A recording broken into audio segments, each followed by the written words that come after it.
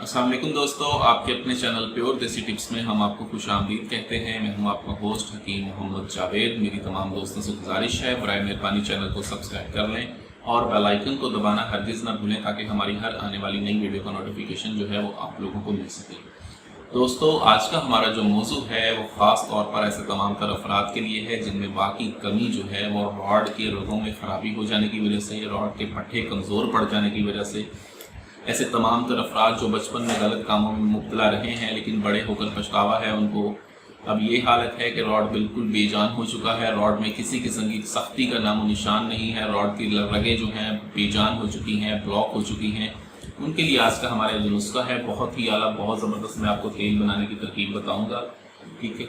इसमें कुछ रोगनियात के अलावा आपने कुछ जड़ी बूटियों का इस्तेमाल करना है। इस नुस्खे के इस्तेमाल से रॉड में बे इंतहा सख्ती आती है, ठीक है।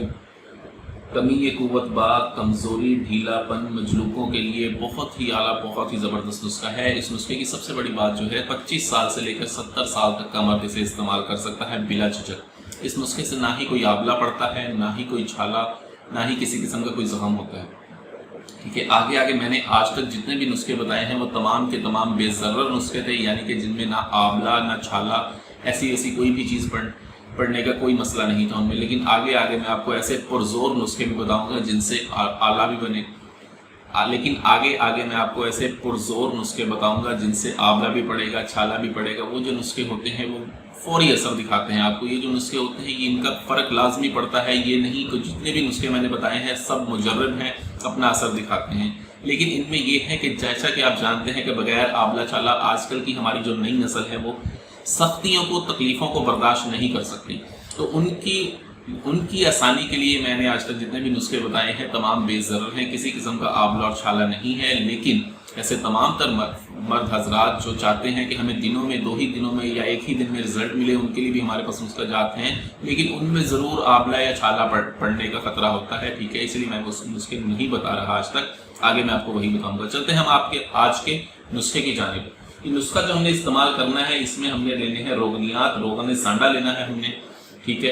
अब रोगन सांडा के बारे में बाज़ लोगों का ये कहना है कि रोगन सांडा ख़ास तौर पर उज़ू को जो है लंबा करने के लिए या मोटा करने के लिए होता है। ऐसा कहना बहुत गलत है। इसका इस्तेमाल अगर आप मुख्तलिफ अद्वियात या मुख्तलिफ रोगनियात के साथ करते हैं तो ये इस काम के लिए बेहतर है। लेकिन ख़ास तौर पर इसका जो मकसद है ये गर्म होता है, रगों में जान डालता है, ठीक है। लेकिन मोटाई और लंबाई से इसका कोई ताल्लुक नहीं। ज़्यादातर रोगन सांडा को जो है वो जोड़ों के दर्दों के लिए इस्तेमाल किया जाता है। आज जो मैं आपको नुस्खा बताने जा रहा हूँ इसमें कुछ रोगनियात का इस्तेमाल है। रोगन सांडा लेना है आपने, रोगन कलमंजी लेना है, रोगन जायफल है, रोगन बादाम जो है और रोगन मालकंगनी, ये हर एक आपने लेना है 10-10 ग्राम। ये रोगनियात लेने हैं, ये मेरे पास मिक्स है इस टाइम, ठीक है। उसके बाद जो है हमारे पास इसमें 50 ग्राम हमने रोगन कुंज डालना है, यानी कि तिलों का तेल।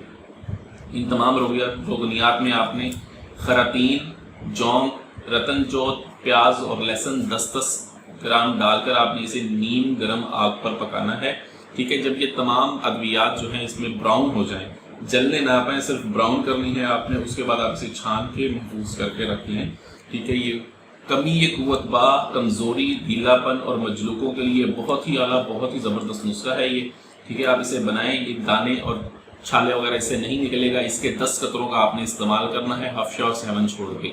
बहुत आला, बहुत ही ज़बरदस्त नुस्खा है। वीडियो अच्छी लगी हो तो वीडियो को लाइक करें, वीडियो को शेयर ज़रूर कर दिया करें ताकि दूसरे लोग भी इससे फ़ायदा उठा सकें। मुझे अगली वीडियो तक के लिए इजाज़त दें, अपनी सेहत का बहुत ख्याल रखें। शुक्रिया, अल्लाह हाफ़िज़।